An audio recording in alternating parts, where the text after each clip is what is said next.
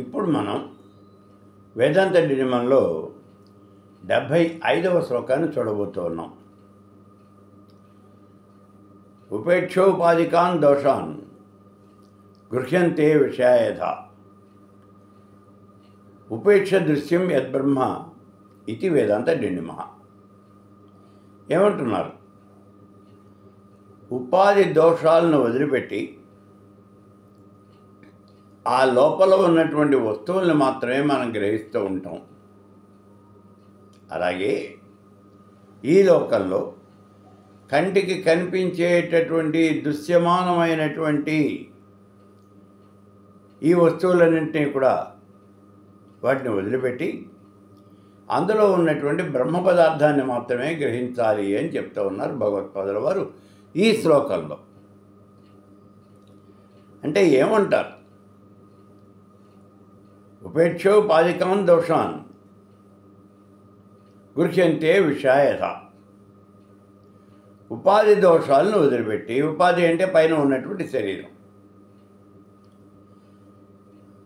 ఈ శరీరాల్లో అనేక రకాలైనటువంటి దోషాలు ఉంటాయి. నీకు కావలసిన శరీరం కాదు,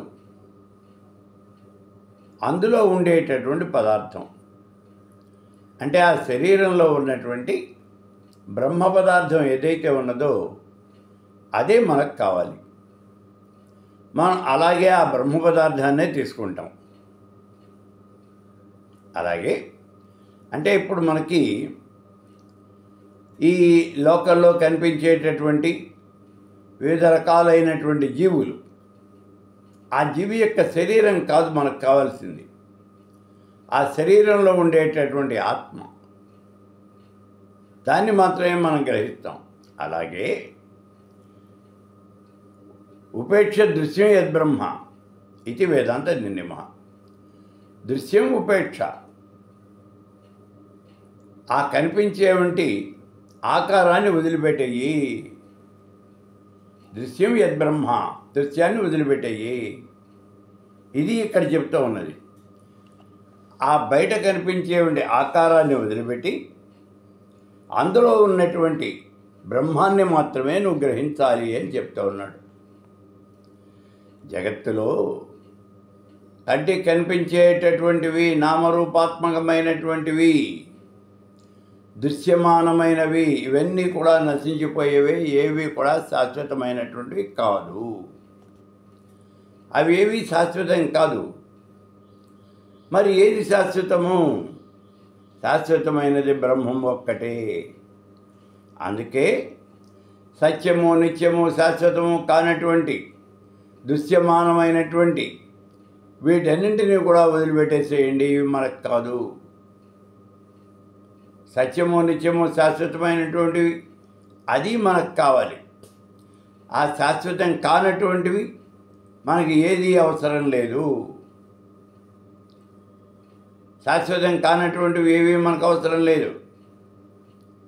కాబట్టి వాటిని వదిలిపెట్టేసి అశాశ్వతమైనటువంటి వాటిని పూర్తిగా వదిలేసి అందులో శాశ్వతమైనటువంటి బ్రహ్మని మాత్రమే నువ్వు తీసుకోవాలి అని అంటున్నారు భగవత్పాదుల వారు.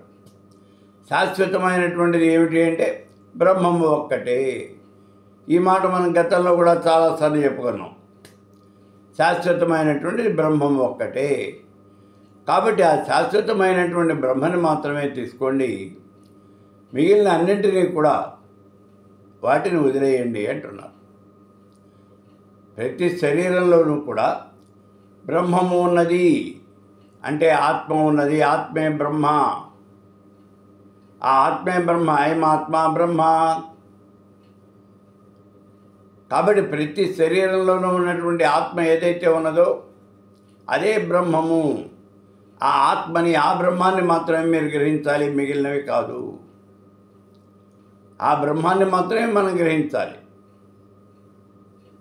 అదే విషయాన్ని చెప్తూ ఉన్నాడు. దేహో దేవాలయ ప్రోక్తో జీవో దేవ సనాతన. ఈ శరీరమే ఒక దేవాలయం.